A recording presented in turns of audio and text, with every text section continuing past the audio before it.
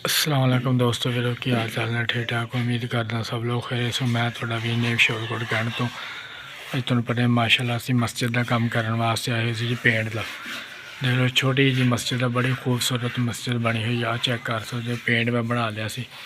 Paint बना के मैं चलो असीं दोबारा शुरू करते हैं। चेक करो इधर माशाअल्लाह तुसीं मस्जिद भी देख सकते हो। निक्की जी मस्जिद बनाई हुई है डेरे वाले ने, आबादी इत्थे चेक कर सकते माशाअल्लाह जी। जिन्होंने जिन्होंने मेरा ब्लॉग अच्छा लगे लाइक शेयर ज़रूर कर दिए दोस्तों। वजू खाना उन्होंने जी, यानी कि सारा काम मेरे को अज मैं मस्जिद का काम करने वास्ते आया।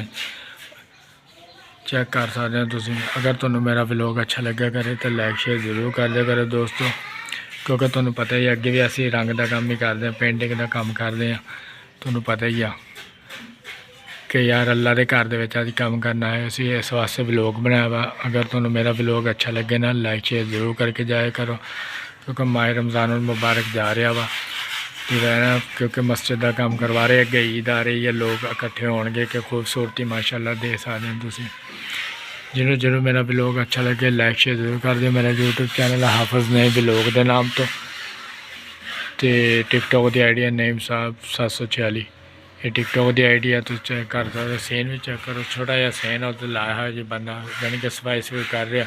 फिर तुम अगले ब्लॉग के असीं मिलांगे जी। जिन्हें जिन्हें मस्जिद प्यारी लगे तो लाइक शेयर अल्लाह के घर में करके जाया करो जी।